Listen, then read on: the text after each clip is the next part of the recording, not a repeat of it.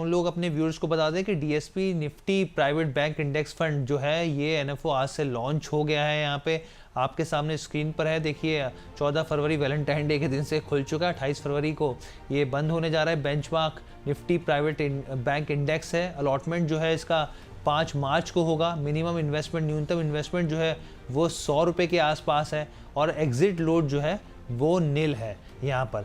Sir मेरा यहाँ पे सवाल, DSP Nifty private bank index fund में निवेश करना है नहीं, ये तो मैं पूछूंगा, लेकिन उससे पहले मेरे एक सवाल सर ये है, पिछले अगर आप कुछ समय से देखें यहाँ पे जो पीएसयू बैंक की जो पूरा चल रहा था इंडेक्स, उसमें गिरावट देखने को मिल रही है। अगर कंपैरेटिवली कंपेयर करें प्राइवेट बैंक के मामले में, चाहे आप एचडीएफसी को छोड़ दीजिए, आईसीआईसी बैंक हो या कोटक महिंद्रा बैंक हो, उन्होंने ठीक ठीक परफॉर्मेंस दी है यहाँ पर। अगर आप इंडेक्स वाइज कंपैरिजन करें तो आपके हिसाब से नजरिया कैसा दिख रहा है यहाँ पर? देखिए, जहां तक फंड्स की बात है तो म्यूचुअल फंड जितने भी हैं हर अपॉर्चुनिटीज को कैश इन करने की कोशिश करते हैं।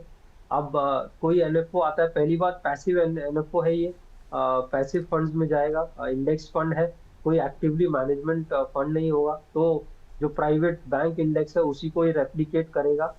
दूसरा, केवल प्राइवेट बैंक्स पे निर्भर करेगा इसका परफॉर्मेंस, तो जैसा प्राइवेट बैंक्स परफॉर्म करेंगे वैसे करेगा। अब अगर बैंकिंग को हम सेक्टर को समझे तो बहुत ज्यादा एग्रेसिव सेक्टर नहीं माना जाता है बैंकिंग सेक्टर।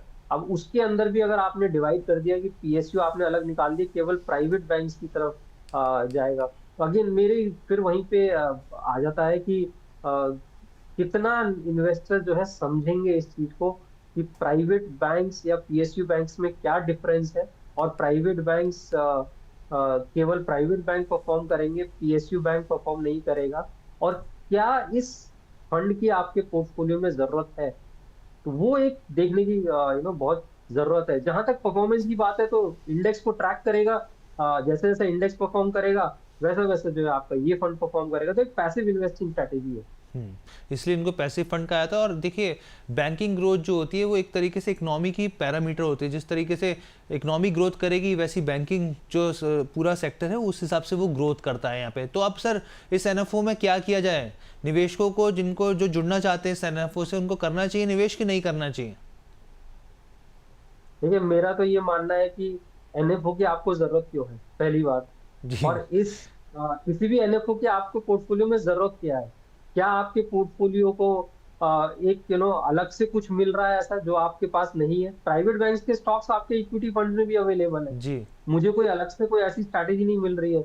हाँ, इंटरनेशनल बैंक्स होते तो शायद अलग एक स्ट्रैटेजी हो जाती, लेकिन इंडियन प्राइवेट बैंक्स है, वो आपको अपने डाइवर्सिफाइड इक्विटी फंड में मिलेंगे। तो मेरा ये मानना है कि ऐसा कोई भी एनएफओ जो आपके पोर्टफोलियो को बहुत ज्यादा एफिशिएंट नहीं बना सकता, मुझे उसकी जरूरत नहीं है।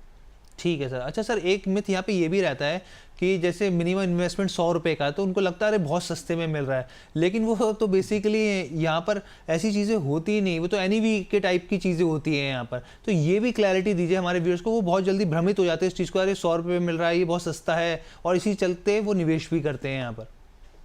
बिल्कुल सही बात कही हर्ष, और ये मिथ आज भी बना हुआ है। आज भी इन्वेस्टर्स हैं जो एनएफओ में इसलिए निवेश करते हैं कि 10 रुपए में मिल रहा है।